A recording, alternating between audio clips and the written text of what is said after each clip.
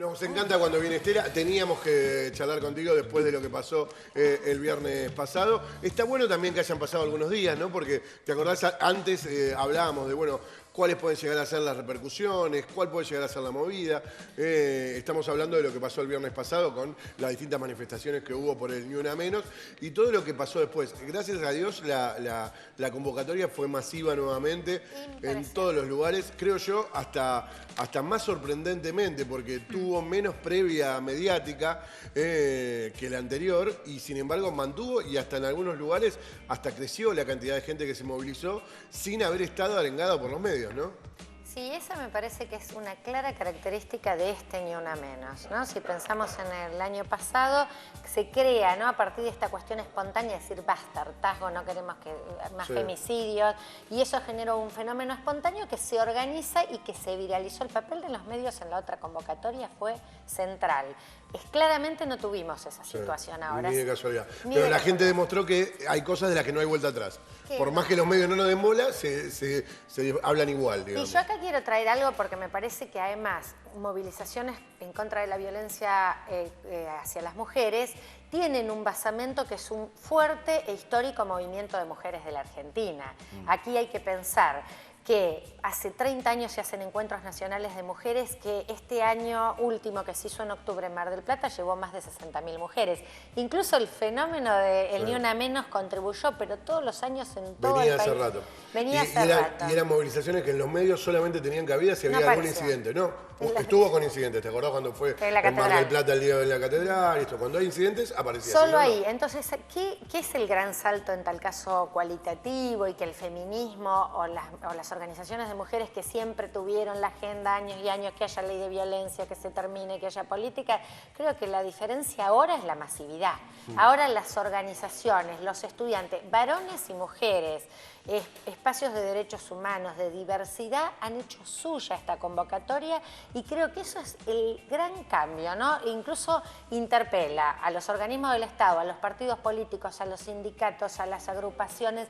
Esto es lo que una veía cuando ves esta movilización, que también la diferencia con el año pasado en el Congreso y también en La Plata es que se movilizó, ¿no? Entonces la otra vez fue una gran concentración en el Congreso, no podías moverte cuadras y cuadras. Esta vez se fue del Congreso a la Plaza de Mayo y se señaló algo que es Ni Una Menos, un nuevo lema que dice vivas nos queremos, el Estado es responsable. Es decir, acá demandamos que haya políticas públicas que intervengan para que efectivamente el Ni Una Menos es como una aspiración, ¿no? Ese horizonte de la utopía. Pero en ese camino tenemos que construir la reducción de la violencia. Llevamos más de 80 femicidios en lo que va del año. Quiere decir que vamos a cerrar el 2016 prácticamente con la misma cifra de femicidios del año pasado. Entonces no estamos construyendo la cuenta regresiva de la violencia. Pero esto fue algo que muy fuerte se expresó en esta movilización. Y lo del Estado no debe ser un dato menor también porque la verdad que las primeras muestras de este gobierno es de menos preocupación que el gobierno anterior por mantener ciertas políticas públicas que contemplen esta problemática. Entonces está bueno también que quede claro que algunas cosas que se fueron logrando, que se fueron instalando, que a pesar de que quizás todavía no se ven los resultados, no se discontinúen, ¿no? Mira, yo en eso quiero decir algo que desde ya que creo que un poco lo que se agrava es la situación socioeconómica, ¿no? Si tengo pérdidas de empleo, si se pierden la fuerza de programas sociales. Charlábamos hace una semana un programa que claramente ellas hacen, insertaba a mujeres víctimas de violencia, muchas de ellas la vivienda. Si se deterioran, eso deteriora la situación, pero hay algunos reclamos que los hemos hecho con el gobierno anterior también. Y yo traía para compartir con ustedes un informe que saca en función del Ni Una Menos el Observatorio de Violencia de Género de la Defensoría del Pueblo de la Provincia de Buenos Aires, que señala hay problemas y deficiencias estructurales para la atención de la violencia. Y esto viene de arrastre, no es algo del fenómeno actual, porque además me parece que convivimos con apariciones espasmódicas.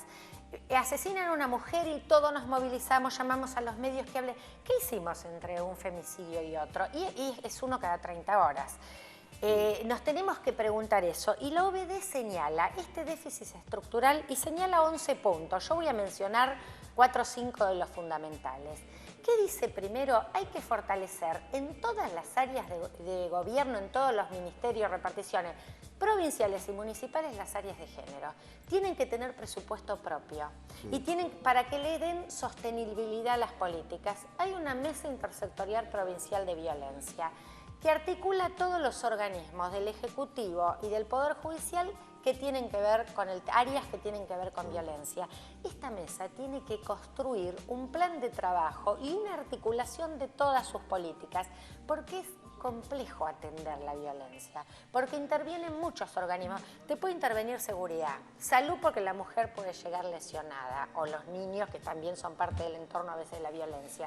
Justicia, vos necesitas que intervienen al Poder Judicial. Pero además otro fenómeno que acá señala, el acceso a la vivienda, al trabajo, priorizar las viviendas para las mujeres que son víctimas de violencia.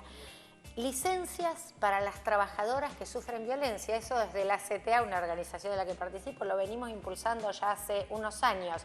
Bueno, esto no se resuelve con voluntarismo, esto y varias medidas son más que la OEA. resoluciones concretas. Con políticas, el Estado es responsable y el Estado debe ser inteligente, debe ser consecuente con esto que dice que no queremos ni una menos. Muchos se sacan el cartelito, a veces parece hasta casi de moda.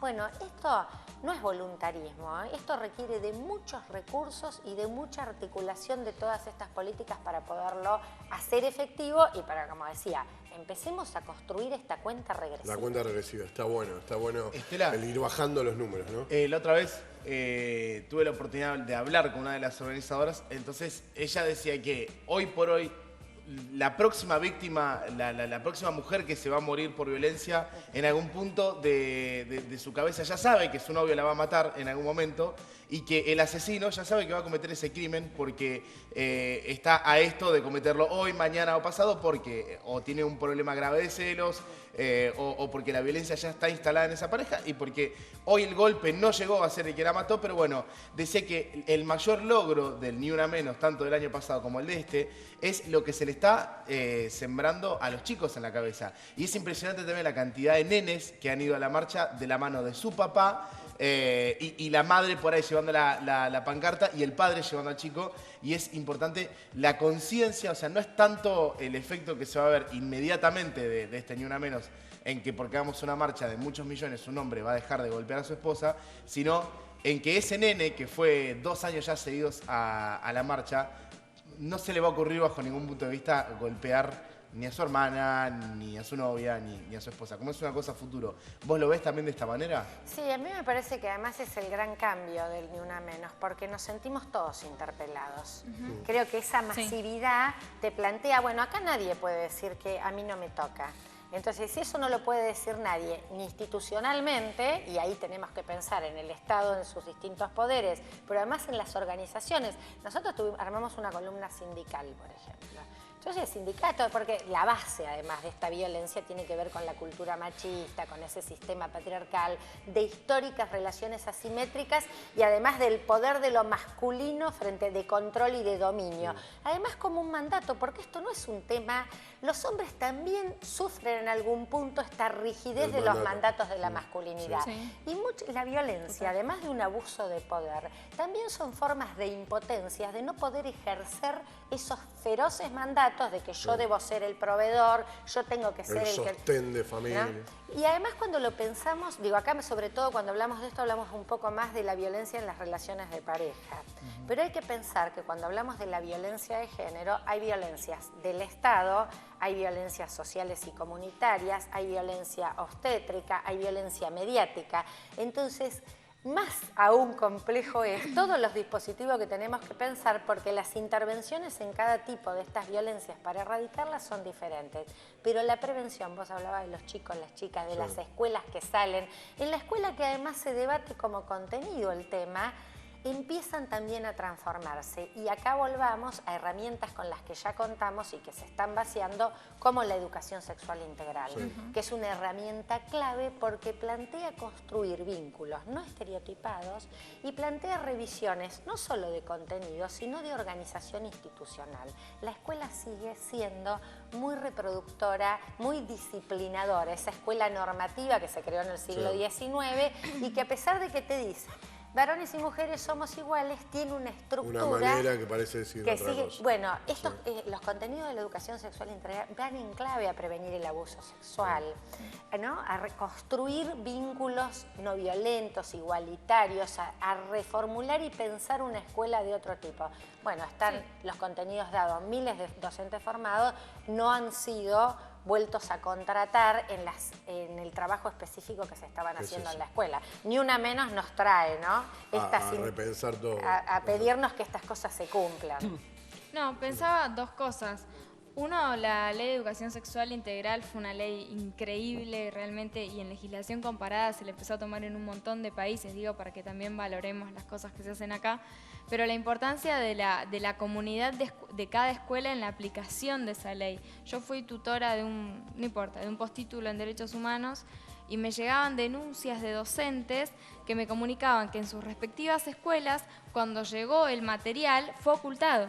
O sea, llegaba el material, perfecto, el Estado invierte, legisla, hace cuadernillos, qué sé yo, lo manda a la escuela. Hubo un caso emblemático en el que la directora quema el material. Claro, lo ve, no le gusta, no puede creer. Claro. Quema el material, y los docentes nos lo denunciaban a nosotros, que como capacitadores la verdad es que mucho tampoco podíamos hacer.